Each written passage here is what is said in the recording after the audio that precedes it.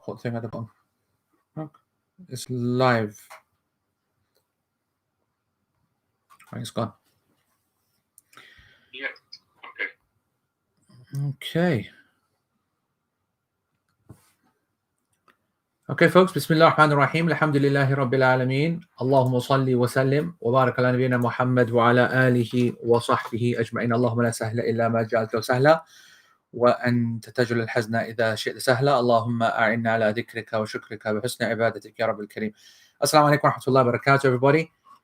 Please confirm that it's all good. Tell me that you can hear me well, see me well, all the rest of it. Let me just check myself. Let's have a look here. Yeah, oh yeah, good. All right, I can see it as well. It's working and looking all right. It's clear enough as far as I'm concerned. All right, guys. That's fine. All right, so we seem to have sorted out the camera issues. We don't have the problem. I can move around. Yeah. And also, I'm happy with the lighting. I'm happy with the quality of the picture. Oh, little flicker. See, you never said mashallah and suddenly it flickered. This is what happens. Flicker's not there, man. Shut up. Oh, sugar, it is. I just saw it. Which pack you put Nazar upon this, man? Oh my goodness gracious! I'm upset about that. I don't think it's there. I don't think it's no. You're talking about that flicker. No, we're not talking about that flicker. That flicker, I don't mind that because that's playing with the ISO. That flicker is what we're talking about. That one. All right, that one. Yeah. Okay, that's not a flicker. That's like a madness. That one is, and another one, and again. What on earth is going on? Okay, yeah, that one. You see, it's irritating because we've changed. Okay, we're trying to work out what it is. It doesn't make any sense. It doesn't happen in a class or anything, but it's just so weird.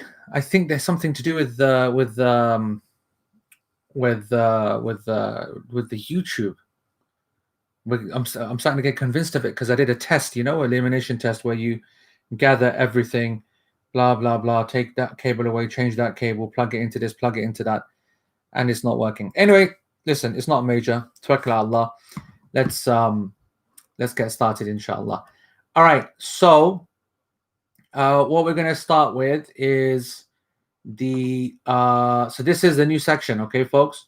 First of all, just to go back to what Widad just said. All right, she just wrote in the comment section.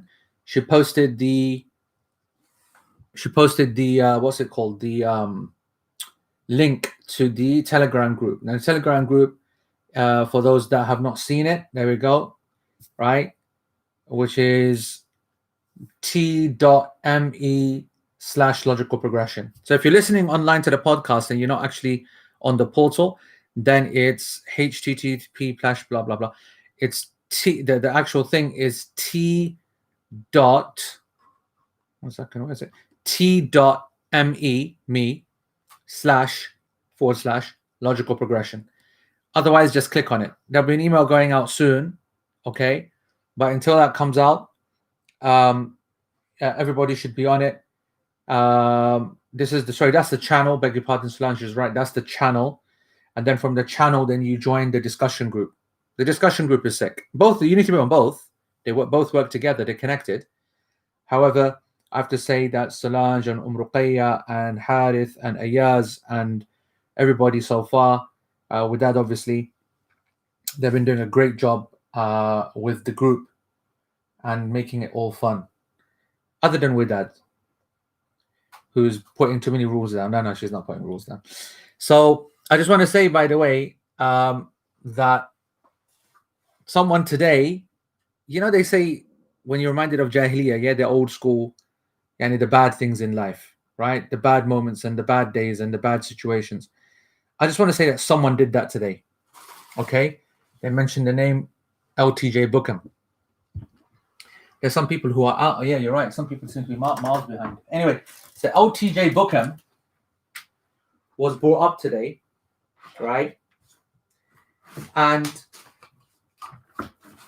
when LTJ Bookham was brought up, it was not brought up in a way in any other way other than to remind us of what logical progression, who is probably going to find logical progression. And anyway, this person was basically trying to indicate that, you know, who else is going to be trying to find logical progression group if they're just searching for logical progression on Telegram because they can't find the exact group. And they said that, you know, it's only going to be LTJ Bookham fans. Okay, people basically reminding me of Jahiliyyah. Now, I don't want to say who that is because it's not nice to remind people, to tell people, or to, you know, rat on people who talk about Jahili, things like that. But I will say this much, that their name begins with "we" and ends in "dad." Right? That's all I'll say. Yeah. Obviously, I'm never going to give they're never going to give their identity away. So when that happened, right? When that happened, I thought to myself, subhanAllah, yeah, let's go back to really where this came from. And my Imani, she was cleaning up the front room the other day, and she brought me this. Now you can't see it very clearly. I'm going to try and... But this is the original flyer for logical progression. Did I ever show you this, guys? Ever? Did I ever show you this? Did any of the original students ever get to see this? So if you have a look here, it's amazing. In one screen, it's reversed. In the other screen, I can see it clearly. But this is the original flyer.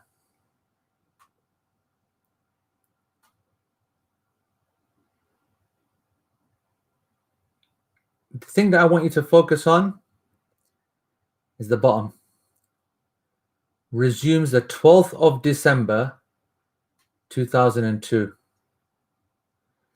So we taught the original one, or I taught the original one, in 1999. I think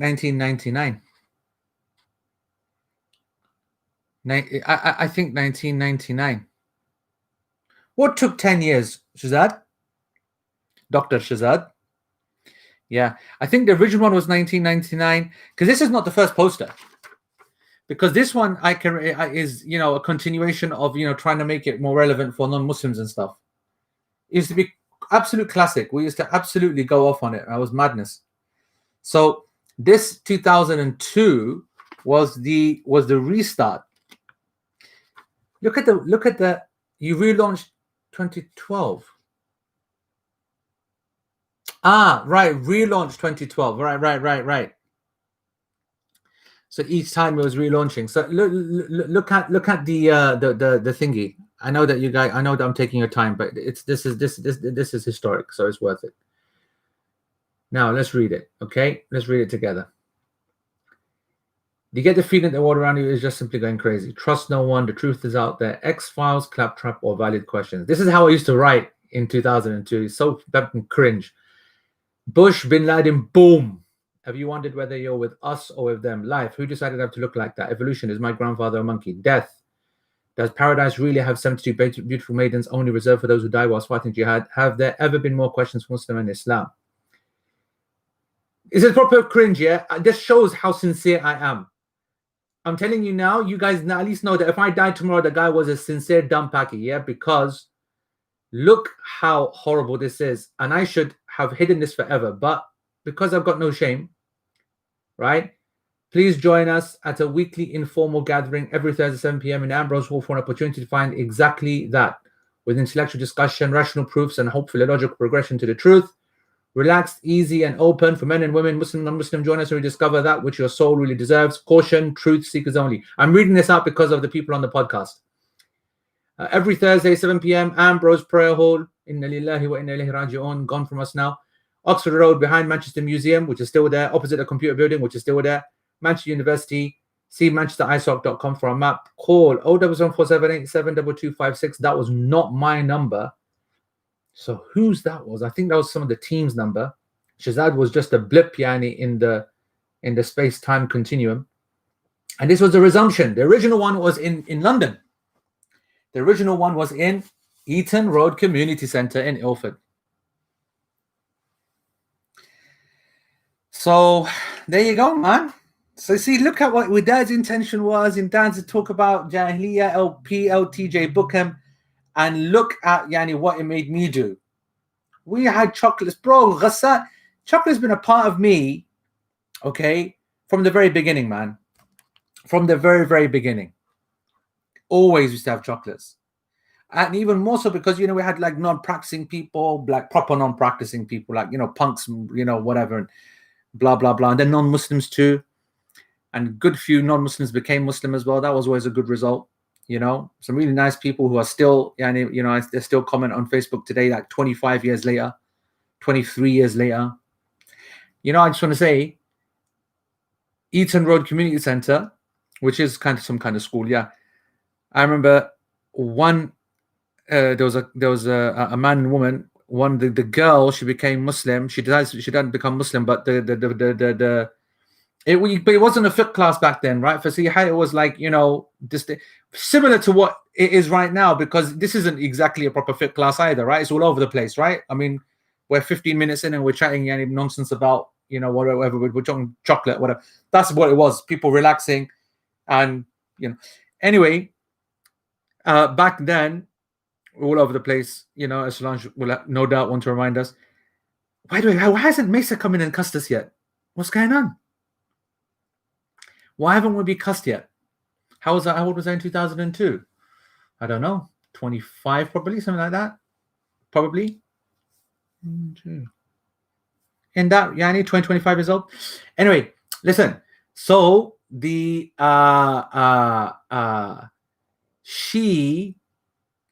the time would run out. Yeah. And what happened? The caretaker said, that's it. You got to go. We're like, the girl's like, she's about to take Shahada. He was like, no, it was a Brillo place, by the way. Yeah, it was run by Brillies. But we were chill. You know, I was always like, you know, let's make partnerships, whatever. So I said, come on, uncle, man, hook it up. He goes, nope, that's it. So I said to my girl, who was with me? I can't. Anyway, we had a crew anyway. So we said, all right, khalas, we'll go back to my house. My house I lived on the second road behind Eaton Road Community Centre. So it's like about 6, 7 of us. We went to my house. My parents were there. Dad was getting ready to go work night shift. And my mum was there. My sister was young. Yeah, it was my sister and my mum. And we all sat in a room, in the front room. And Twyford Road, on Eaton Road Community Centre. Actually, off Eaton Road. And that's Rahima, her name is. She took Shahada in the living room. And then mum cooked us all yani pakore, samosa, whatever. You know, you remember certain Shahadas. That one I will never forget. And that was a logical progression. Anyway, I apologize, everybody, waffling on. But it's memories. Blame Widad. Okay? Blame Widad. Doctor, man. Doctor. You didn't even attend last week's lesson. Why are you... Fasiha, I know you didn't go there, bro. I know you didn't go there. My enemies call it logical regression. But for you to call it tangential progression, now that hurts Now that hurts. Okay? Tangential progression. Cheeky pack. Right, folks? So you might have seen that we got mad ones now. Mega big notes, new ones. All right? So it's going to be 2 sections, the entire chapter of the Prostration for Forgetfulness. 2 big chapters. Or 2 big sections, I should say. Section 1, section 2, roughly about the same size. Okay. So let's read the Arabic, all of this section in its entirety, and then we'll do the translation. And then for the next few weeks, we'll just focus on small kind of parts. So for those who are not used to it, for those who are on a podcast, you need to come and see the portal. For those who are already on the portal, you need to click on study material, and then you click on Zad al-Mustaqni'. All right? That's the text. All right? Okay. Bab Sujud al-Sahm. The chapter, the prostration for forgetfulness, section 1. Our author, alayhi rahmatullah, rahmatun wasi'a, Imam al-Hajjawi. Okay. Great work with the quizzes in the Telegram group, by the way. Loving it. Okay. That reminds me because of one of the questions about who the author was and what does the word mean. And it's brilliant. He says, يشرع لزيادة ونقص وشك لا في عمد في الفرض والنافلة فمتى زاد فعلا من جنس الصلاة قياما أو قعودا أو ركوعا أو سجودا عمدا بطلت وسهوا يسجد له وإن زاد ركعة فلم يعلم حتى فرغ منها سجد وإن علم فيها جلس في الحال فتشهد إن لم يكن تشهد وسجد وسلم وإن سبح به ثقتان فأصر ولم يجزم بالصواب نفسه بطلت صلاته والصلاة من تبعه عالما لا جاهلا أو ناسيا ولا من فارقه وعمل مستكثر عادة من غير جنس الصلاة يبطلها عمده وسهوه ولا يشرع ليسيره سجود ولا تبطل بيسير أكل أو شرب سهوا ولا نفل بيسير شرب عمدا وإن أتى بقول مشروع في غير موضعه كقراءة في سجود أو وقعود يعني كقراءة في السجود وقعود وتشهد في قيام وقراءة سورة في الأخيرتين يعني أو في 4 ركعة صلاة لم تبطل ولم يجب له السجود بل يشرع وإن سلم قبل إتمامها عمدا بطلت وإن كان سهوا ثم ذكر قريبا أتمها واستجد فإن طال الفصل أو تكلم لغير مصلحتها يعني الصلاة بطلت ككلامه في صلبها ولمصلحتها إن كان يسيرا لم تبطل وقهقهة ككلام وإن نفخ أو انتحب من غير خشية الله تعالى أو تنحنح من غير حاجة فبان حرفان بطلت. That is the first entire Arabic. Why you guys can't access it? Rah. Okay. All right. So now, because I can see it, why can't you not see it? If I can see it, I'm on the same portal as you are. I'm not reading from my own. We need to know what's going on there. Can everybody else see it? Confirm to me that you guys were able to see the Arabic I was reading. Okay, good. All right, that's all right. Then that's fine. Some people have got a problem, that's all. Yeah, sometimes I have to press reload as well, by the way. That's a good point. All right, now I'm going to read the English, yeah? So, the prostration for forgetfulness is legislated for 3 things. Number 1, an addition, a removal, or some doubt. In the obligatory and supererogatory prayers, as long as it was not done intentionally. So it's legislated for these three things, in addition to removal and some doubt, in the obligatory and supererogatory prayers, as long as it was not done intentionally. When an action from the genus of the prayer itself is intentionally added, i.e. a standing, a sitting, a bowing, or a prostrating, the prayer is invalidated. If it is unintentional, it can be prostrated for. Whenever you see the word prostrated for, it means to do sajda sahu at the end. That's what it means. Yeah, it can be prostrated for. If one adds an extra unit and only realize after they exit the prayer, they simply perform the prostration. If they realize during the prayer, they are to immediately sit down, perform the tashahhud if they haven't already done so, perform the prostration for forgetfulness, and then offer the taslim. Assalamu alaikum wa rahmatullah. If 2 trustworthy people alert the imam to a mistake, but he continues whilst being unsure he is correct, his prayer is invalidated, as well as for the one following him who knew what was correct. It is not, however, invalidated for the one who was following unaware of what was correct, or had forgotten, or had left the Imam's prayer. Actions not from the genus of the prayer, performed in a quantity that would be considered a lot, invalidate the prayer, whether done intentionally or unintentionally. And maybe you can even put intentionally or forgetfully. You know, I'm not too happy with, I mean, I translated, this took ages to do this today, by the way. But I put in unintentionally. I can live with forgetfully there as well. Invalidate the prayer, whether done intentionally or forgetfully / unintentionally. It is not, however, legislated to offer the prostration for an insignificant number of such actions, a small number. Ingesting small amounts of food and drink do not invalidate the prayer. Happy days, folks. Happy days. The supererogatory prayer is also valid if one drinks a small amount intentionally. Sick. If one speaks during the prayer with a legitimate statement, but offered in the wrong place, such as to recite the Quran in the sajda or sitting positions, or to say the tashahhud while standing, or to recite a surah in the last 2 units of a prayer, meaning like in a 4, the prayer is neither invalidated nor does one have to prostrate, although it is legislated to do so, meaning it's allowed to do so. If one intentionally gives the taslim before the completion of the prayer, it is invalidated. If it was done forgetfully, but one quickly realizes, one completes the prayer, one prostrates.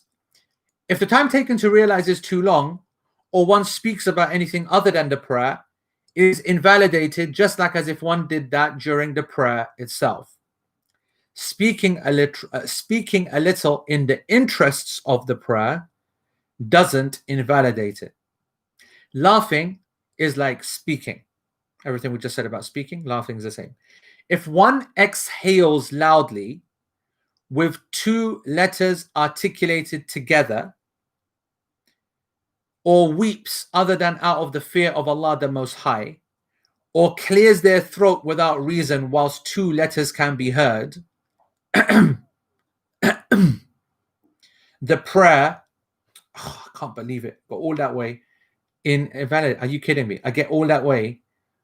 I did that, Yani, and I get all that way, and I wrote the prayer invalidated. The prayer is invalidated, okay? Not invalidated. SubhanAllah. You see, I didn't say mashallah. That's the problem. Anyway, chalo. See, I'm putting nazar upon myself, man. Right, folks.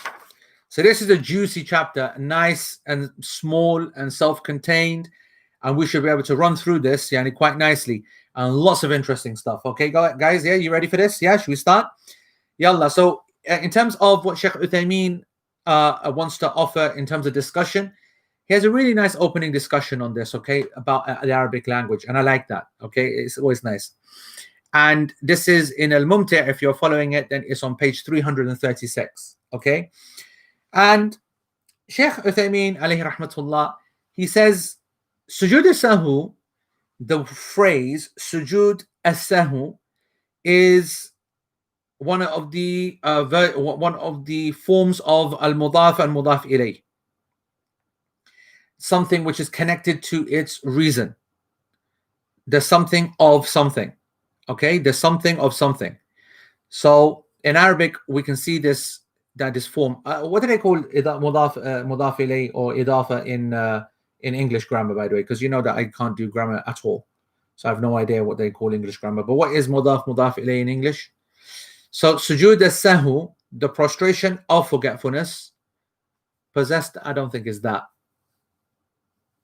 What's this, Yani? What do you call idafa, the possessive phrase? Yeah, but I mean, who's going to read the possessive phrase and have any idea what the hell's going on?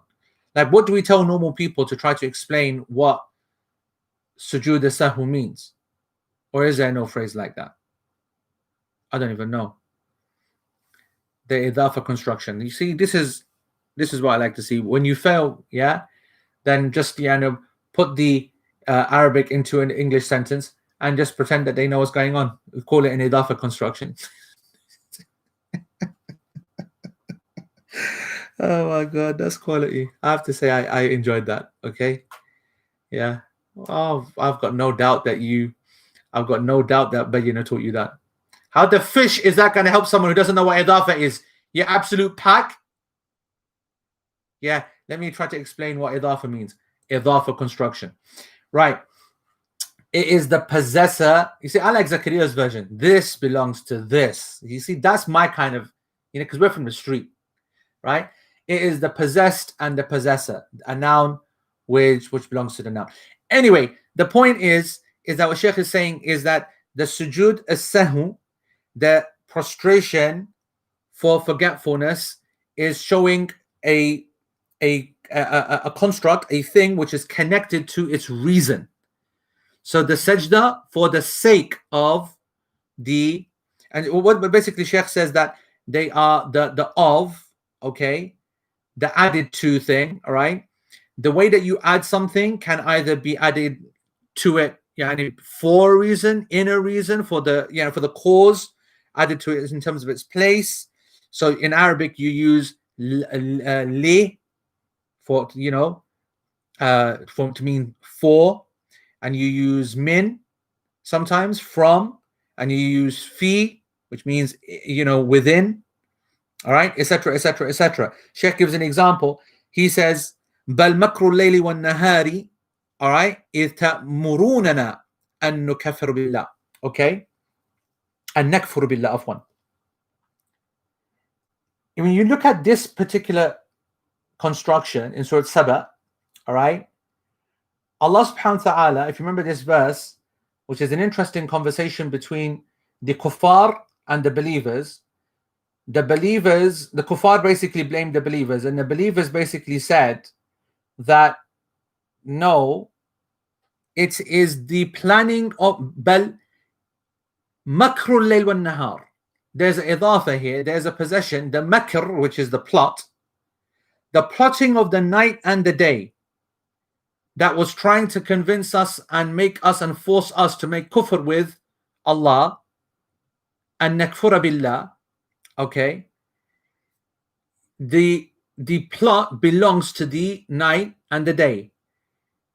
The alif lam indicates that makru al-layli wan-nahari. Obviously, when you study Arabic language, you know that you're looking for clues, becomes majroor, etc. I don't want to go above and beyond this class, because this is obviously not an advanced Arabic class or even a basic Arabic class. But obviously, there are some people who are studying and reading in Arabic, and so I want to just make this point that the form does not. This is the phrase I was looking for: genitive construction. I knew it was. I knew it was the. I knew there was an actual phrase, right? Genitive construction. So, and therefore the possessive here, the genitive. Listen, don't be stepping, okay? It is genitive construction. That is not that it helps anybody. That's why I'll never be an Arabic teacher. So this is the plotting of the night and the day, even though of course the night doesn't, but it belongs to it because of what happened within it.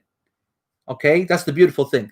The taqdeer, the assumed word, is the plotting that was done in the night and the day, but it's called the plotting of the night and the day. The plot of the night and the day, but the night doesn't plot. It's the people who are plotting. So it's the plotting that was done in the night and the day. And then, for example, if you got khatim hadid, an iron ring. An iron ring, the word which is being assumed is a ring. Well, we say iron ring. The ring of iron is actually the exact translation, the ring of iron. But the assumed word is the ring from iron. The ring from iron. So the word min is assumed. All right. And then Kitabu Zaid, okay. Alhamdulillah, Solange has made a mistake, and everybody please take a screenshot, yeah, and just make sure that we remind her for the rest of her life how she spells ring, yeah. So, Kitabu Zaid, the book of Zaid, is Kitab Liz Zaid, is the book of Zaid. okay, or the book for Zaid. So there is there's always an assumed word in this genitive construction, such as the possession of one by another. Blah blah blah. Yeah, you see how nice that looks. Sumaira's posted the whole thing, and it's got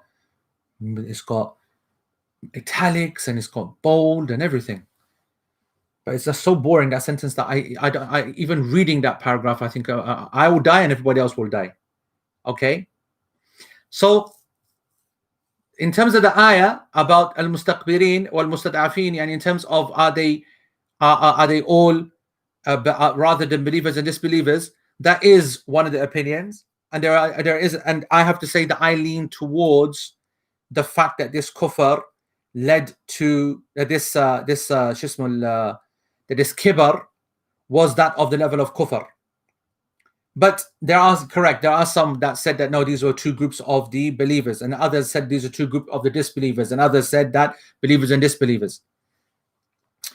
Anyway, so what the Sheikh basically says is that when you do sujood al-sahw, when you say this word sujood al-sahw, it means the prostration that belongs to forgetfulness. But what's the missing word in between? It's lam, the prostration for forgetfulness. That's why we translated it. That's why this is not going into the transcript. No. So, or it can. I don't know. Whatever. I don't know what goes in transcript. The prostration for forgetfulness. Okay, for forgetfulness. Now, that's that done. Page 332, if you're using the Arabic, 336, beg your pardon, if you're using the Mumti' in the study section. Now, that's the first thing which he mentions. And the second thing, okay, is the word forgetfulness. When you forget something, yani sahu or saha, yani to forget, then you can use different, in Arabic language, you use different words before it that would indicate a kind of slightly different meaning or a slightly different consequence of the sentence. Okay, and so for example, you got two words which precede the forgetfulness: an and fi. An and fi. So for example, if you say an, that he forgot, the person forgot with the pronoun being an, or the word before it being an, then this is very blameworthy and a big problem, because it means heedlessness and something which has been intentionally left out, or yani negligence. Whereas if you have fi before it, to be forgetful in something, or as I'll explain it better in a second, okay, then this is like a forgiven one, because it means that the heart forgot about something that it didn't want to forget, and it didn't want to forget. Okay, so for example, if you say saha fulan fi salatihi, saha, no pronoun, whatever the word is, okay, the word before, like here's what I want to say: saha fulan fi salatihi. If we translate this statement, preposition, that fulan, so and so, forgot fi salatihi, in his prayer, versus saha fulan an salatihi, which would translate as so and so forgot of his prayer, or forgot from his prayer, or forgot his prayer. You wouldn't, in English, you wouldn't give a point. The two are vastly different, because to forget in the prayer and to forget the prayer, just in English, is straightforward, right? To forget and it's not even, you might say, yeah, but if you forget the prayer, you forgot the whole prayer. No, I'm saying that, what if you were praying وَصَّهَا عَنْهُ وَصَّهَا, يعني كان يصلي وصح عنه الفاتحة, for example, أو صلى في الفاتحة وصح عنه التسبيح, for example, versus صح فلان في صلاته في التسبيح or صح في التسبيح, whatever. In the Arabic, using the fi and the an has an entire different connotation. And Sheikh gives a really nice example. He says, the surah that we all know, okay? He says, when you see Allah say, فَوَيْلٌ لِلْمُصَلِّينَ الَّذِينَ هُمْ عَنْ صَلَاتِهِمْ سَاهُونَ, right? So woe be upon those who pray, those who are heedless of their prayer, okay? So if you look at it, right, exactly this statement, exactly about this statement, what Sumaira has just said, that they are heedless of their prayer. And the Salaf would mention, and they would say, Alhamdulillah, that Allah subhanahu wa ta'ala revealed this surah with the word an salatihim and not fi salatihim. Because imagine if this was فَوَيْلٌ لِلْمُصَلِّينَ الَّذِينَ هُمْ فِي صَلَاتِهِمْ سَاهُونَ. It's currently الَّذِينَ هُمْ عَنْ صَلَاتِهِمْ سَاهُونَ. The current, the Quran as it is, it says, so woe be upon those who pray, those who are heedless of their prayer. Meaning that they don't give it any importance. So they pray, sometimes they don't, they're not very good with it. Sometimes they do a good one, bad one, they don't really care about it, don't wake up for it, don't set an alarm for it. It doesn't, their day is about, if it fits, it fits. That is them treating the prayer like that. These deserve all of the blame that they're going to get, the punishment they're going to get, the serious sin that is. Imagine if Allah had said, so فَوَيْلٌ لِلْمُصَلِّينَ, so woe be upon those who pray, those who are forgetful in their prayer. That means we'd all be dead. We'd all be finished, because there's none of us that doesn't forget in their prayer. All of us forget in our prayer, or are heedless in our prayer. We make mistakes in our prayer. That just goes to show the strength or the importance of knowing the grammatical constructs, the prepositions that are used, etc., etc. Anyway, so this whole so after that chapter, right after that introduction, let's jump straight in. Effectively, what this is, as I said yesterday or last week, that this sajda sahwu or sujood sahwu, okay, and sujood sahwu is a better phrase to use, to be honest, okay, it's just a blessing and a mercy from Allah subhanahu wa ta'ala that helps us fix problems in the prayer. And it's something which is and it's in place primarily, okay, primarily, they do actually pray, but to someone who prays and someone who's a prayer is very, very different, right? Prays properly, I mean. Just praying the odd prayer here and there doesn't mean much, right? Allah is saying that those woe be upon those people who pray in this way versus those people who pray properly, right? So now let's look at this, The sahu itself, forgetfulness, is very much part and parcel of the human construct.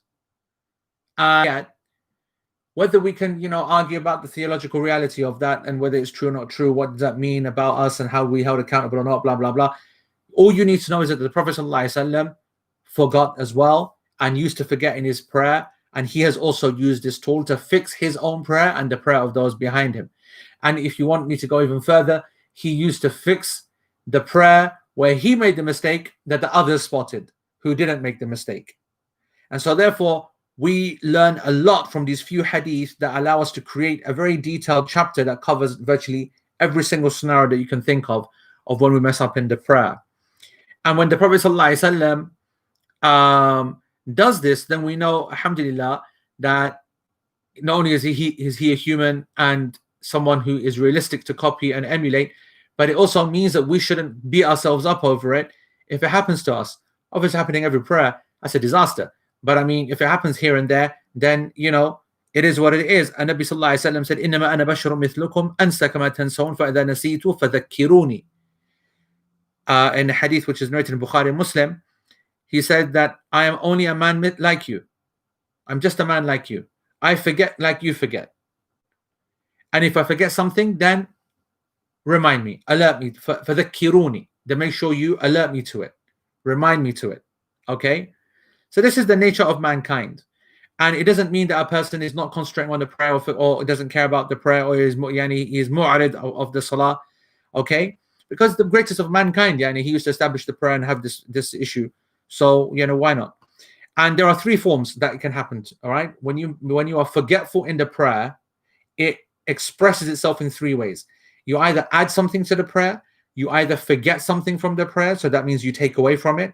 So an act, so adding something to the prayer is called ziyada, which means increase. So you're increasing something to the prayer. So ziyadatan or naqs, nuqsan, in Urdu we say nuqsan, Arabic nuqsan as well, or naqis, something which is deficient. So you've taken something away from the prayer. And the third form, which is more tricky and more difficult and very interesting, is its own category, is shak. So this is a forgetfulness as well, right? This is a form of forgetfulness because if you had remembered that you'd prayed two, definitely prayed two, had remembered that, then you wouldn't be in doubt now. The reason you're in doubt, have I prayed three, or have I prayed two, have I prayed three, or have I prayed two, is because you forgot what you were reciting clearly and what you were doing in the first two, so that you can't even work out whether you're on the third or not. So these are all three forms of forgetfulness. You become mindless, you add another one, you start daydreaming, and so you pray less. And then the third one is shak, which is doubt. Okay. Now, the Sheikh starts off, so that's his introduction done. Okay, now let's get to the words of Imam al-Hijawi. Imam al-Hijawi says, Yushra li ziyadatin wa naqsin wa shak. Yushra, we had a lot of fun with this word last week, right? It is legislated. It is legislated, meaning it is possible in our religion. That means yajibu taratan wa yusannu ukhra. As Sheikh Uthaymeen says, that means that it is obligatory in certain times and it is recommended in other times. It is part of our religion, case by case basis. It's something which is halal, has a basis, so it's there. And the three reasons: it's done for a ziyada, it's done for an addition or a decrease or some doubt, because all of the problems will occur in these three kind of expressions. And that does not mean, and this is so important, folks, that every increase, every addition, every what did we say naqs was? Remove every deficiency. I forgot the word I used. What did I use for naqs? Not forgetfulness. No, I didn't use removal. Yeah, removal. I think I used removal. Yeah, or did I use removal? Whatever. Anyway, every addition, every omission. I like omission. Yeah. Every addition, it does not mean that every addition, every omission, and every doubt that there is a sajda. Okay, removal. Thank you, Mesa. That's what I used before. I like omission though. So every removal of something from the prayer, every addition to the prayer, and every shak in the prayer, okay, it does not mean every time that happens there's a sajda. That's very important. The author did not say that in every one of these cases. He said that these are the three types, because sometimes you might be praying a sunnah prayer and you might add a sunnah or decrease a sunnah, for example. You might have doubt over a sunnah aspect, okay? So, for example, just off the top of my head, you're saying, I'm going to do 15 Subhana Rabbiyal A'la, Subhana Rabbiyal A'la, and you get to 13 and 14, you can't remember which one it is. So you decide to just stop right there. So, that's doubt. Or you add something, you add an extra surah, or you leave out a surah, for example. Yeah, these are all sunnah acts. So, anyway, these are the three key areas: to add something, to remove something, to omit something from the prayer, and to have doubt over something in the prayer. La fi amdin, but not in the case of doing this intentionally. This has to be done unintentionally, because if you intentionally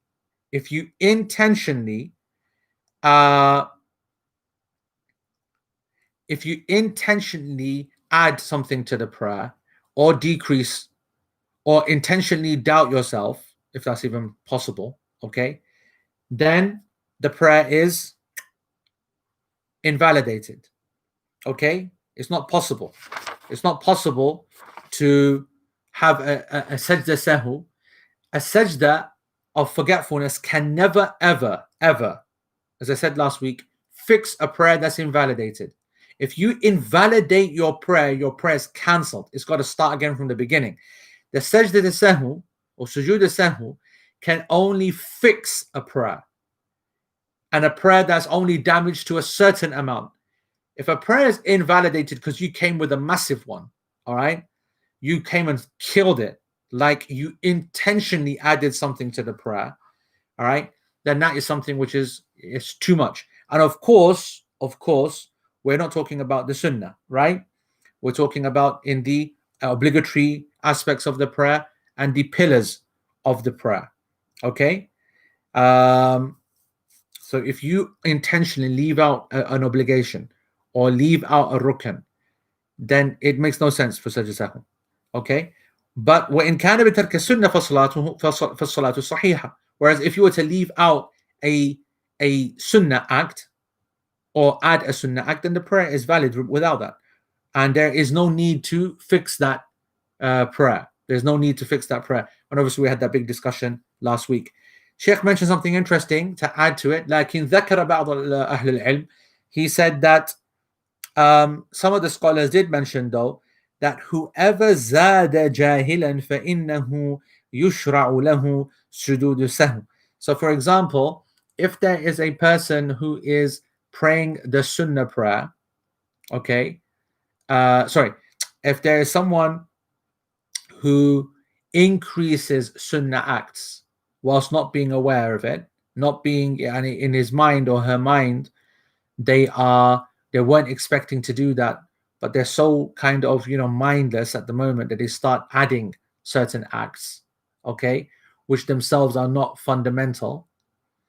So for example, a person is he's reciting in the first raka'ah, he recites the Fatiha, says Ameen, and he starts off and he wants to read Surah Shams, for example. And that's what his intention is. And then he just starts and he's on autopilot and his mind goes to, work, and he's thinking about lunch and he's thinking about, whether he can finish in time for the game.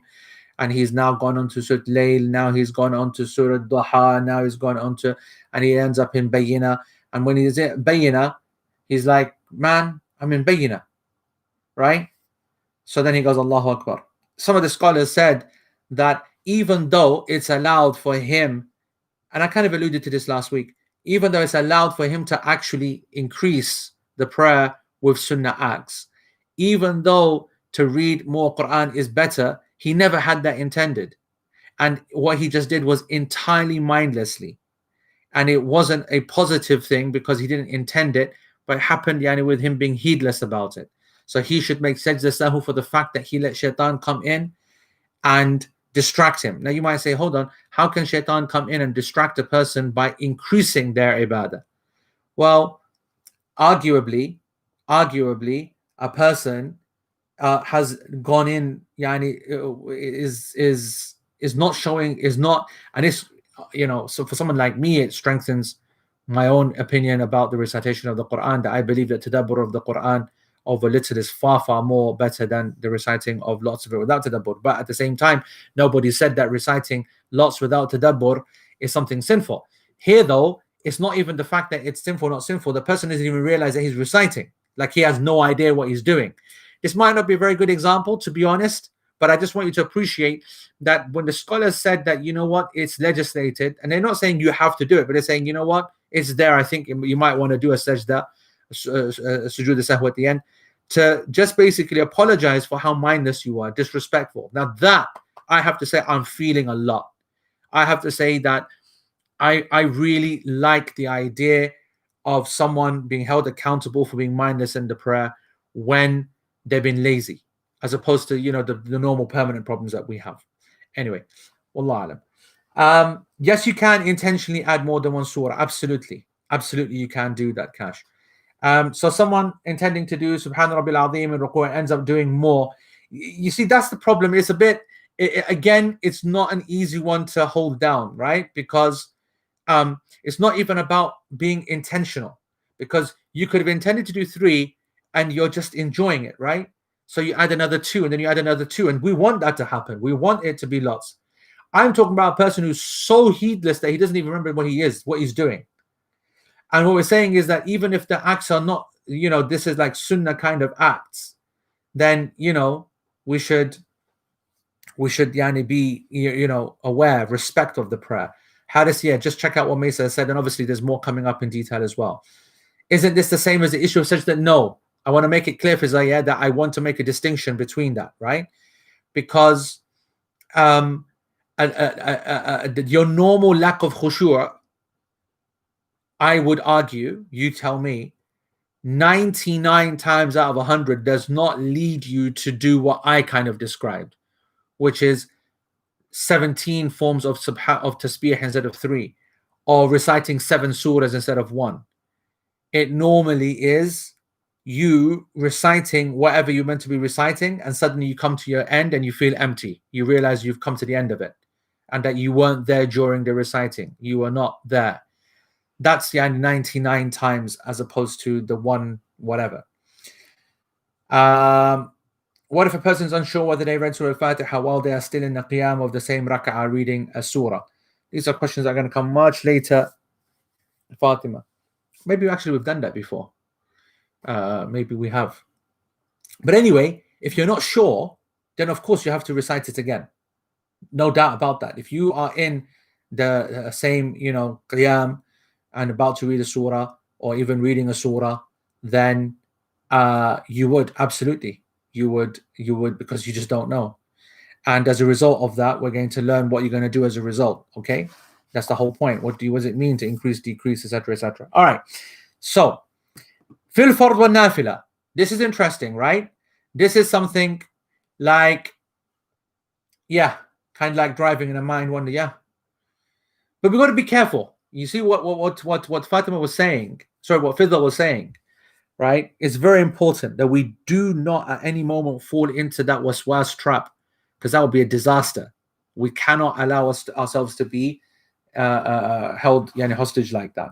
So it's more about, and that's why a lot of scholars just made it nice and simple. They said, no, there's no such sahu in sunnah, up, down, nothing. And I like that. Okay, it's cool. I like people who boldly make a statement to try to get rid of problems that they see. It's like Abdullah ibn Abbas, I give this example a lot when it comes to wetness after going to the toilet, especially for males, right? And you could go into big, long issues about how long you got to clean this and dry and wash and this, that, whatever, whatnot. And Abdullah ibn Abbas is like, listen, no more than 10, 15 seconds, wash. And if you're that worried, then just put some water in your undergarments, underpants, whatever it is, and that's it. Just pull up the pants and off you go. Ignore what you feel. Like literally ignore the wetness, because the wetness that you feel is the wetness that you yourself put into that pants, knowing full well that is very likely, possible, probable, whatever, depending upon person, that is leaking from that person, right? Or part of the reason that caused the waswas in the first place. But this is how we're going to slap it down. We're going to be absolutely bam, not interested in this issue waswas. Get out of my head, like that. Okay. So, did we just say the sajda of mistake is also for rukns? Haris, just chill, bro. This is all coming. Okay, all rukn issues. That's not this first section. Okay, that's the second section. All right. Fil fard wa nafila. Yeah. So this is something which is very interesting. Sheikh says it is legislated either as an obligation or as a recommendation in the obligatory prayer and the non-obligatory prayer, what we call the supererogatory prayer. For those who are joining us first time, we don't call it voluntary prayer because it's not the right word. Yeah, voluntary means that something's up to you whether you want to do or not do. That's not what sunnah and nafil mean. Sunnah and nafil in the English language means supererogatory. It is not obligatory, and if a person does it, they're rewarded for it, which is not what voluntary means. So this is legislated for both. Now you might be thinking, well, hold on, how can it be legislated for a sunnah prayer or nafil prayer in which the prayer itself is not even obligatory? We're going to come to that in a second. Let's just focus on the the statement first, because Shaykh Uthaymeen makes a really good point.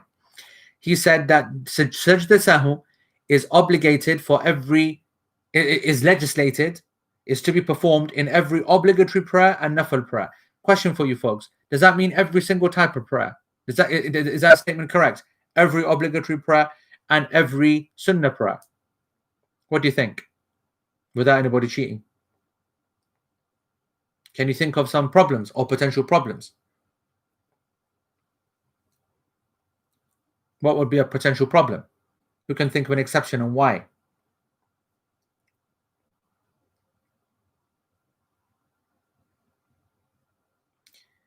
The correct, Adil, the janazah prayer. Okay, so the janazah prayer, right, is an exception. So therefore, this is only applying to those prayers that have a ruku' and a sujood. Only those prayers that have a ruku' and a sujood. Sunatul janazah, there is no sajda sahu. There is no sajda sahu legislated for salatul janazah because it itself doesn't have a ruku' or sujood. Okay, and so how can you fix a prayer that doesn't have sajda legislated in it? Then you fix it by making a sajda for it.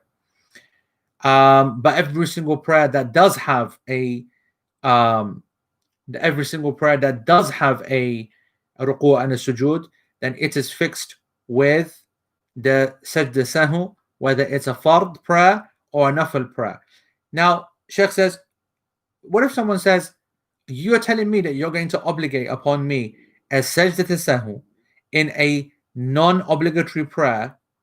Yani, if I was to leave one of the wajibat of the salah, like for example saying Allahu Akbar whilst I go to ruku'. Yeah, so I finished the surah in my 2 rak'ah nafil that I'm praying, finished my surah, and I'm now going for the ruku'. So I'll go Allahu Akbar. That Allahu Akbar, that takbiratul intiqal, the takbir of moving from standing to ruku', that is an obligation of the prayer. It's not a rukn, but it's an obligation. You're saying that if I miss that out, or I miss that first tashahhud out, I have to do the thing? And Sheikh says yes. Like what I just said, yes, we will obligate that. They say why? We'll say, if they say why, they'll say, how are you doing that? How are you making something obligatory in a non-obligatory prayer? And the prayer aslan غير واجبة. And the prayer itself, it's not obligatory. What we say is إنما لما تلبس بها وجب عليه أن يأتي بها على وفق الشريعة.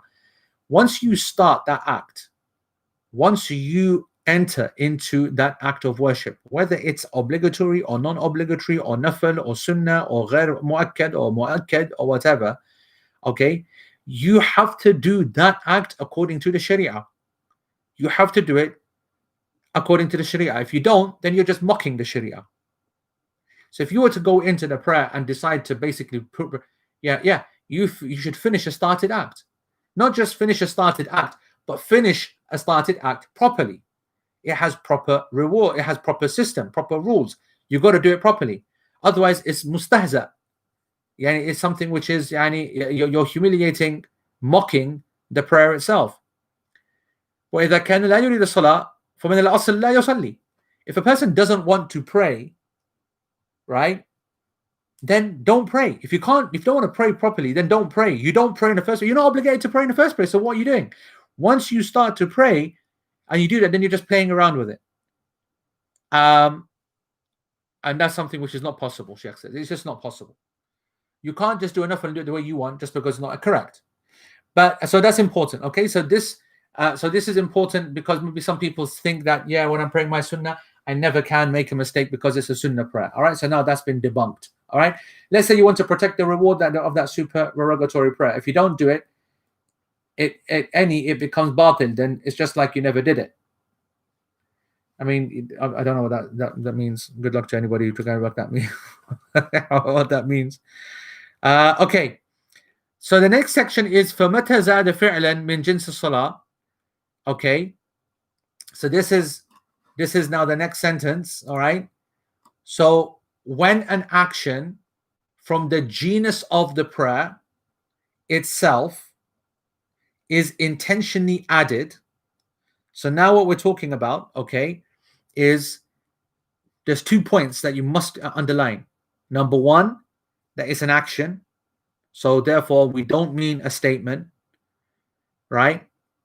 And number two, min jins salah, from the genus of the prayer, meaning it's from the actual, it's part of the prayer itself. So if you do actions which are not part of the prayer, it doesn't matter. Okay?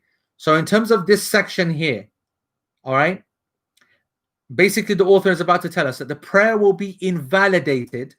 The prayer will be invalidated if you intentionally add an action from standing, sitting, bowing, or prostrating. If you add any of these to the prayer intentionally, the prayer is invalidated. The 2 things to remember here is 1, that it is an action. 2, that's from the prayer. That means if you intentionally add a statement, that has a different ruling. That means if you intentionally add an action that's not from the prayer, that's not part of the prayer itself, that has a different ruling. What we're focusing on this section are those actions that are from the prayer, which are from the essential parts of the prayer that describe the prayer, they're from the structure of the prayer. If they are added to it intentionally, then the prayer is invalidated. What are these actions? It's to stand, it's to sit, it's to do ruku', and it's to do sujood. Does the author, by mentioning these 4, does he basically mean just these acts? Is he meaning in a general sense, or is he specifying that it's only these 4? In the opinion of the author, he's saying only these 4. He's referring to only these 4 actions. And when he's referring to them, he doesn't mean just random standing. He basically means if you stand when you should be sitting, or if you sit when you should be standing, or you go into ruku' in any of its positions other than when you should do, or you go into sujood in any of the positions of the prayer other than when you should be doing the sajda, and you do that intentionally, the prayer is invalidated. And I think that's not very difficult for anybody to accept. That's something which is allowed. Now, that's good because we need to keep it tight, okay, today, because man's have got anything to do today. Right. So a couple of points. Sujood tilawah, we don't want to come into sujood tilawah at the moment. You see people who pray nafil sitting down. Now, praying nafil sitting down is not sitting in the position of standing. Okay? Because that particular sitting, whilst you should be standing, is the actual act of that particular prayer. Okay? It is the actual act of that prayer. So I hope that makes sense. Right? Because that's a concessionary prayer. Anything which has a nas, anything which is done intentionally following a text from the Quran and Sunnah, can never be in of itself a problem. Okay? All right? So the Sheikh then gave some examples, right?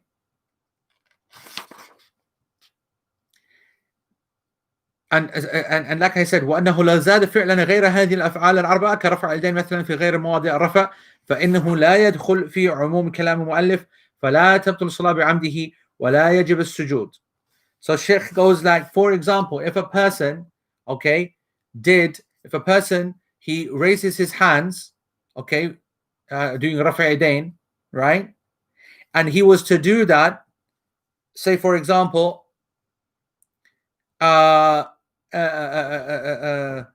غير المغضوب عليهم ولا الضالين آمين قل هو الله أحد الله الصمد. يعني this is obviously meant to happen when you go into ruku', right? It's not meant to happen when you say Ameen. According to the statement of the Sheikh of Imam al-Hijjawi and the Hanbali school, if you were to do the Rafi' Yadayn, even though that is from the prayer, okay, in a place where it's not meant to happen, the prayer, intentionally you were to do that, the prayer is not invalidated And you don't need to do sajda sahwi either. And you don't need to do the sajda sahwi either if you forgot about it. I mean, if you did it forgetfully. Okay? Now, Sheikh Uthaymeen says, I'm okay with that. If that's what the author is saying, then that's what we're going to go with. And the reason that he's going to go with that is because the school does believe that these 4 actions are the big mainstay actions. Okay? And we'll develop on this over the next couple of months. But let's just focus on that.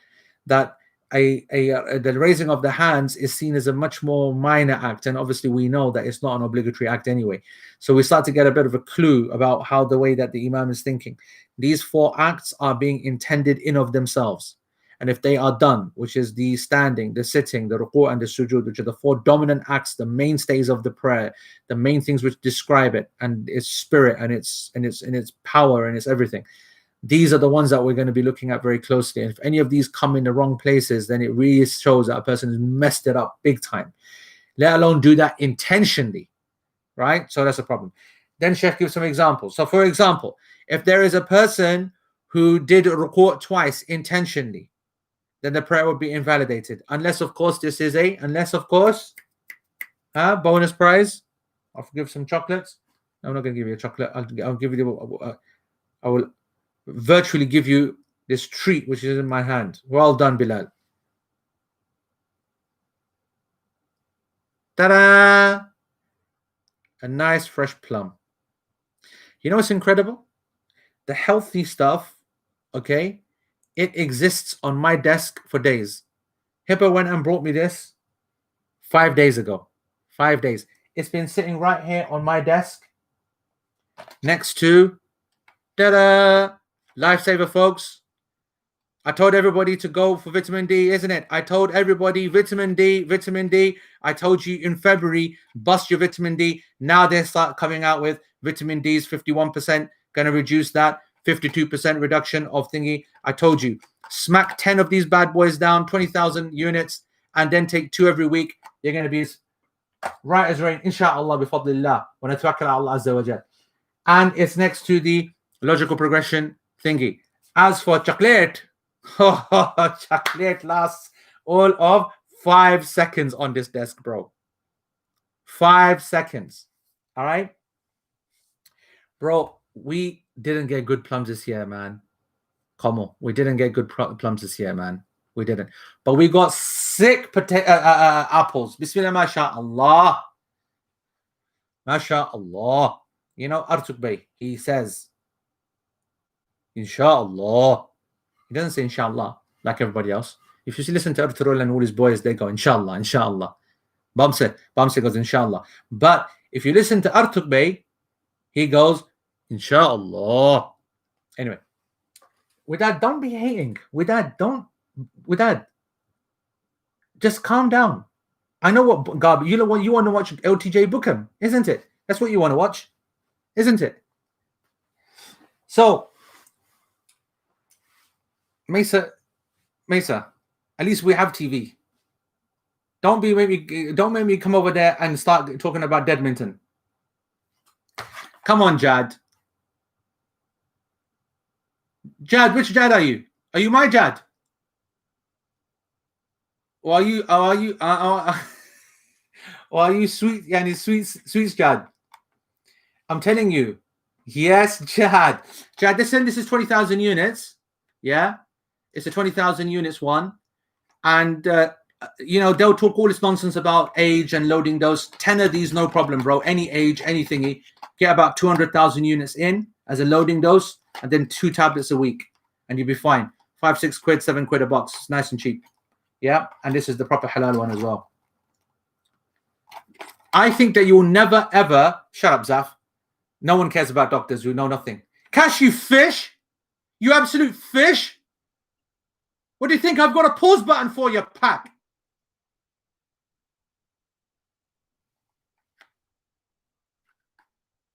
$8,000 a day.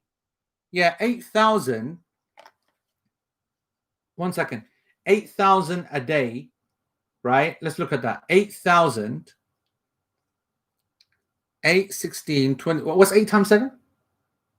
Maths was never my strong suite. 56. You see, Zakaria, this is LP. You see, the Hami Sahib, I've been telling you for donkey's years, bro. No Fasiha. The class this is part of the class, okay? Fasiha, listen up and learn. Okay? Has the class flipping concluded. 56, yeah? You see with that? I bring the bad boys to the class. You see that? That's right.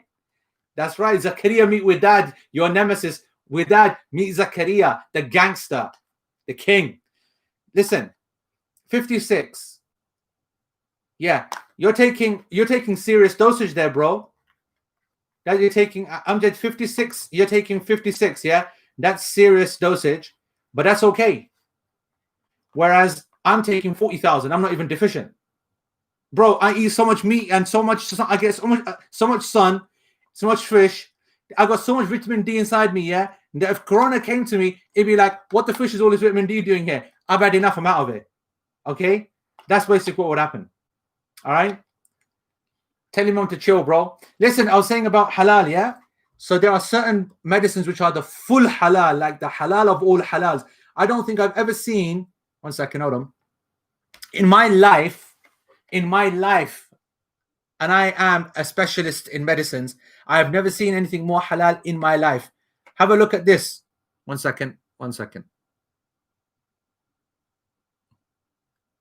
Peanut free, gelatin free, vegetarian, alcohol free, absorb yeast free, preservative. Yani, it is absolutely dhabiha. That is one sick Denzel flipping gift, bro. Taking time. I like that. That is quality. So anyway, that is about as halal as it gets. Okay? Don't anyone ever step to how halal a medicine can be. Like, they are so paranoid that they're like, we're going to make this the world's most free halal thingy. And in respect of that gift, which is a real gift, that gift is a gift. Okay? MashaAllah. Right? I'm going to carry on with the dars. We're going to wind it up. So Sheikh says, unless a person, I love it. Amina, see, this is Amina. Okay, she's like, listen, I don't know about you lot. I just want to know whether I can hang my the things that I bought in Turkey the other day. Can I hang them on the wall or not? You lot carry on with your stuff, yeah. But it's like, that's Amina. She's like, you lot can carry on. Like, So I just want to say to Amina, you just keep on dreaming, bro. All right. I'm going to get played like that. Right. So ولو ركع مرتين عمدا في غير صلاة الكسوف بطل صلاته. All right.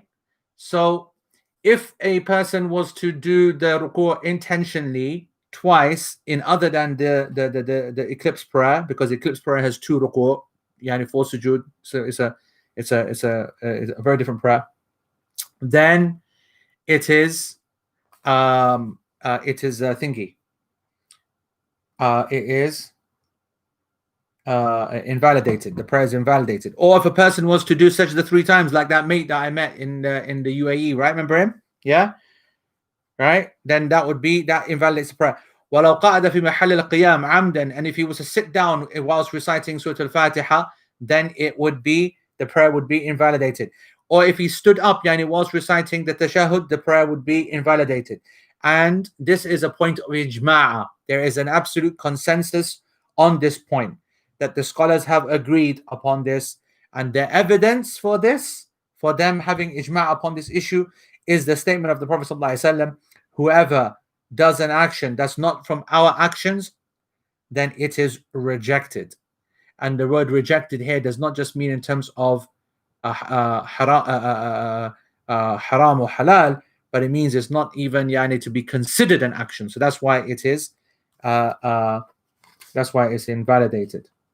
And to finish this particular sentence, وَسَهْوًا يَشْتُدْ لَهُ هذه معطوفة على عمدا، أي ومتى زاد قياما أو قعودا أو ركوعا أو سجودا سهوا يسجد له، لأن النبي صلى الله عليه وسلم أمر من زاد في صلاته أن يسجد سجدتين. هذا دليل من القول، ودليل من الفعل أنه صلى الله عليه وسلم لما صلى 5 في حديث عبد الله بن مسعود وقيل له صليت 5 ثنى رجليه فسجد سجدتين. Right, listen. to finish off this entire section, if he was to add those 4 actions, the standing, the sitting, the ruku' or sajda, in a place other than when it should be, yeah, like I described, but he did that unintentionally, then he will just make the sajda and that's it. So after the prayer, he will make the sajda. And we'll come to obviously all of this. This will take time. Everybody is bursting at the seams because this is quite a section that not many people know. Okay. So there's obviously a lot of questions. And we do have 2 bases for this. We have a verbal evidence for this, and we have a action as well. Verbally, the Prophet ﷺ, he saw a person who increased in his prayer, okay, and he said and he commanded him to perform 2 sajdas. Okay, this is him telling someone to do it. The action is him himself, sallallahu alaihi wasallam, in the hadith, in the famous hadith narrated in is narrated by Bukhari and Muslim, but in this particular version, it is narrated by Imam Muslim, and this is the famous hadith. And we're going to be taking this hadith apart, in these few weeks, maybe months, I don't know. Hadith of Abdullah ibn Mas'ud radiallahu an, the famous one in which the Prophet ﷺ prayed, and they told him that he had prayed 5 when he finished, and you could see he had doubt, he wasn't sure, and so then he did 2 sajdas. Okay, so if he prayed 5, then he added to the prayer in places where it shouldn't have happened, and he did it unintentionally. So that's a basic broad evidence for if a person was to add these things, then they would have to make the sajda for it. Okay, so that is the class in terms of the texts. Okay, so that's actually, when you think about it, okay, because we've got major haters in this class, like Widad. That's 1, 2, 3, 4, 5 full pages. That's all I will say. Okay, and in terms of lines, then that was 1, 2, 3, 4, 5, 6, 7, 8 full lines of English. I will have you know. Okay, that's all I will say. Now let's take some of these questions. Okay, because I know Amina wants to, hang up what she bought from Turkey the other day. And what if you repeat, if you are in doubt? This is not from the Sunnah. We don't do no repeating or doubting or anything like that. That's the same as last week we were talking about. That is opening the door to shaitan, waswas. It's a complete disaster. Okay. That's going to become a lot clearer. Okay. RA, please can you define unintentional and intentional? All right. By the way, you have to keep reminding me to read out the questions, because the guys listening online on the podcast, they can't see the question, and I just, I'm in the zone, so I need to make sure that I read out the question. Okay, so when we say intentional and unintentional, this will become clearer, but there's no more to add right now, because it is exactly that. It is not right to say all actions that we do are intentional. That's not right. A person never wants to pray 5 raka'ah in a 4 raka'ah prayer. If you did, okay, then that's done unintentionally, unless you knew from the beginning this is an Asr prayer and I want to pray at 5. Well, that's game over. You've invalidated the prayer straight away. So just keep it simple in your mind. The more simple you keep it, the easier it will be. That if there's something you don't want to do, that you didn't want to do, that's unintentional. That's it. All right. How can you tell if medicine is halal or not? If it says it's halal or not. That's it. I don't know any other way. Right. Can you hang Quran on the wall? I think that is not good. Okay. I don't think it's good. I don't think it's haram.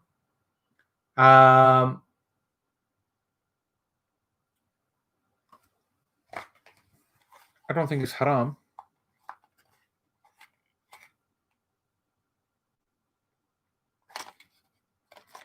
How is this? What are you talking about? It's not OTC. Of course it's OTC. It's not even a medicine. How can you say it's not OTC? Made me completely blew my mind there for a second. Unbelievable. Right. So Where are we now? What if you repeat one of the 4 actions you mentioned intentionally because you realize that you forgot the statement and want to go back and do it properly? E.g., you get up from ruku'. That's wrong. That's a mistake. Okay? And you have invalidated the prayer. Exactly the way that you've described it. You get up from ruku' and realize that you didn't say Sami Allahu liman hamida, so you go back into ruku' and get up again. The prayer is invalidated. Correct. Because there is a way to react to that scenario. We're going to learn in this section over the next 1-2 months that you ignore the fact that you didn't say it and you carry on when you miss out something like that. Okay, and then you do sajda sahwi at the end. Okay, now let's have a look at this. If you are certain that the imam made a mistake that invalidates the prayer, well, that's coming up. That's coming up. Not now. What if we take at least a minute trying to remember the raka'ah you are in and arrive at the correct conclusion? That's coming up as well. What if you stand when you were supposed to tashahhud, then sit? I love it when a person uses a noun as an action. Yeah, that's it. What did I say? What's the English version of that? Oh, that's such a great English version of that. Medal. That's it. To medal. Yeah, I'm looking to medal in this competition. Yeah, what kind of English is that? When you were supposed to tashahhud. I love it. Yeah, Lutz, Queen of English, yeah? Go back to school. What if you stand when you were supposed to tashahhud? Then sit straight back down. That's coming as well. That's actually that specific question is coming. All right? The introduction about forgetfulness in prayer and from prayer. It was just a general intro, yeah? Correct. Did it have any bearing on the fiqh ahead? No. It's just a beautiful point to know that Allah subhanahu wa ta'ala is not holding us accountable for our forgetfulness in the prayer. Just to clarify, did you say that if an action is added intentionally but is not from the main 4, then there's no sajda sahwi? Why would adding this not invalidate the prayer? That's coming as well. Okay? You guys are all asking the next couple of months questions in one go. That's amazing. What if you have prayed 4 raka'ah? What if you have prayed 4 raka'ah and have doubt to 3 to 4? What if you've prayed 4 raka'ah and have doubt to 3 or 4? So we're going to cover what happens in doubt later. In Bab al-Hayd lecture 1, we saw Brother Shazad's picture in a frame. Based on that, a picture-related question.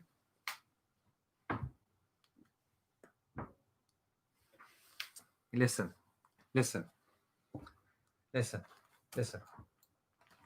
to me, okay? Don't you dare for 1 second ever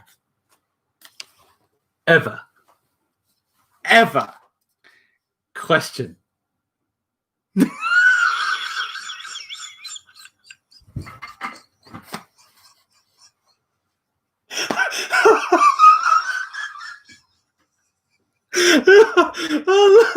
I'm letting go.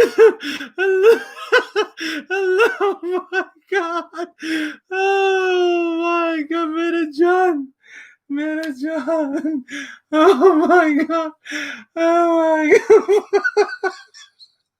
Oh my God. Allah. Ya Allah. My heart. Listen, I got a headache, man.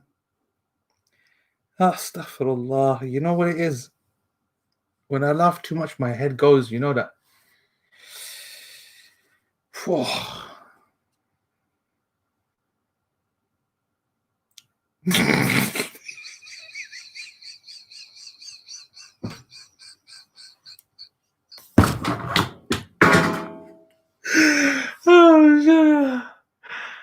Oh, sugar. Oh, my head. He's going to have a heart attack when he finds out. He's on a mission, by the way. He's on a mission. You don't understand. I've sent him on a mission. He's going to be absolutely, he's going to go nuts when he finds out that we did that. Bro, I openly said, Mesa, it is a tragedy and a travesty of justice, yani, that he got the British Medal of England or Honor or BMG, whatever, and I'm not knighted yet or Lord, at least yani, OBE or something. Bloody the service I've done to this country, right?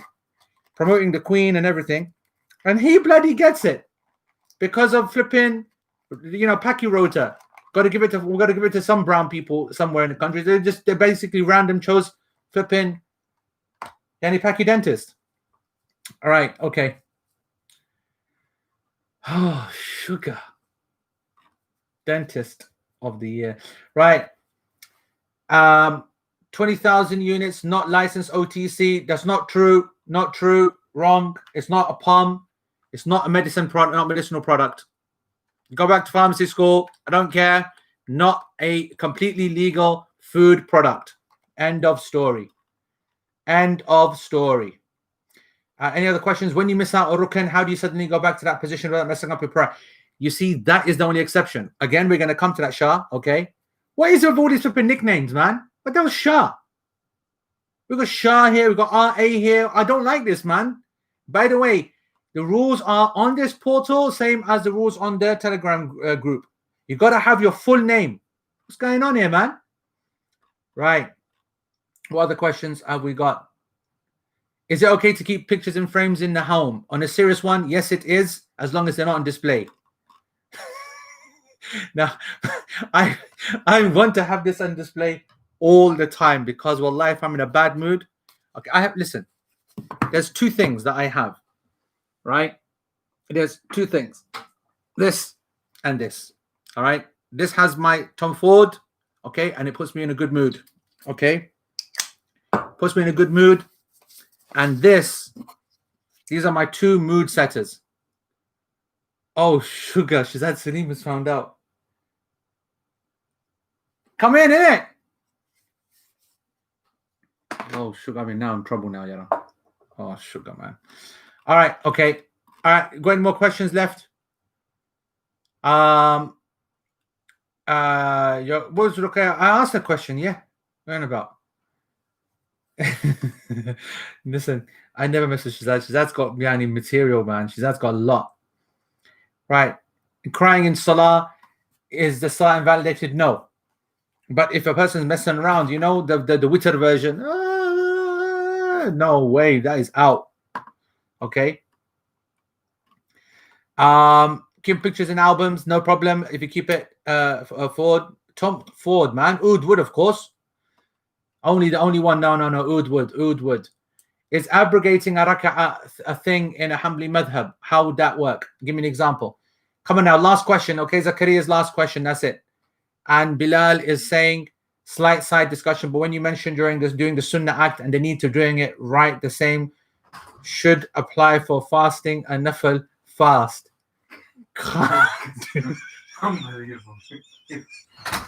Can't decide to break it. Well, I don't understand. Yeah, I'm naive, yeah.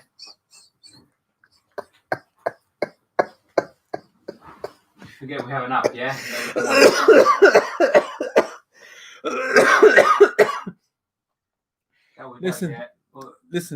Listen to me. Don't blame Widad. Don't you Widad? He blamed you, Widad, by the way. Okay. I want everybody to bear witness.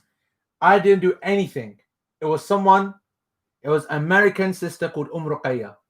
She asked the question. What did she ask? She said. I can't see the comments. What did she say? All these courses, all this shit. You decided Bible, hey, put my picture on. Go on. Listen. She said, wallahi, she said, if you keep, I don't, you know what, I can't even remember. Look, it makes her saying, he's right, Shazad. She said, in Bab al-Hayd lecture 1, we saw Brother Shazad's picture in a frame. Based on that picture-related question, is it okay to keep pictures in frames in home? Listen, I'm a teacher. I've got to not be a hypocrite. So they were wanting to know whether I keep it or not. And you know that I keep it. But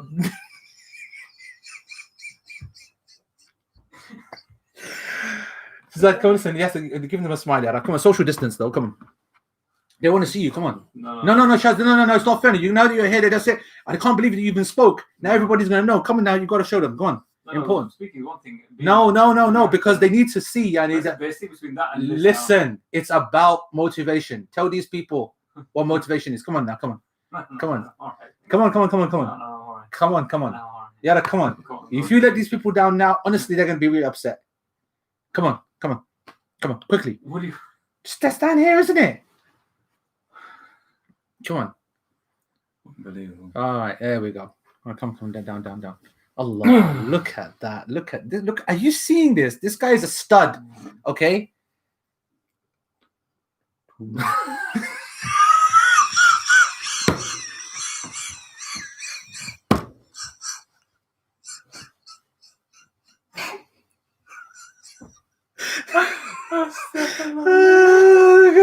at those cheeks. Oh my God. Oh my goodness me, man. Oh. Wallahi, Shazad, I'm so proud That's of you. it. Wallahi. I just want to say to you guys, that this Shazad Salim is an ayah min ayatillah. That is the end of the class. This guy, he has literally, okay, I'm telling you, you tell Naeem, yeah, right? He lost 25 kilos, 30 kilos of everyday cycling, running, weightlifting, dieting, this, that. MashaAllah. You look at those. That is unrecognizable. And you saw him just there. Okay, that's why I know that you guys think that the class has been spoiled or whatever. It's not. It was worth it. Everybody just say Alhamdulillah, MashaAllah, Tabarak ar-Rahman. We ask Allah subhanahu wa ta'ala to give us all tawfiq and good health. I ask Allah subhanahu wa ta'ala to increase us all in khair. Forgive us for all that we've done wrong. Jazakumullah khair, folks. Barakallahu feek. Please join the group. With that, post it. Everybody should be on the Telegram group, and we're going to get everybody on. And kunya is fine. Yeah, I'm okay with the full kunya. But if someone else has a kunya for you, then you got to add it. R.A. No Ameens. Okay, we want full names. Full names. Okay, everybody here and then on the group as well. Jazakumullah khair. Everybody on podcast, I apologize, because you'll be thinking, what on earth is going on? And at least, have a look at the video. You might enjoy it. All right. Surname as well. Absolutely. Everybody should have their full name, man. It's just disaster, man. They can't work out who's going on. Barakallahu feekum. Jazakumullah khair. Assalamu alaikum wa rahmatullahi wa barakatuh.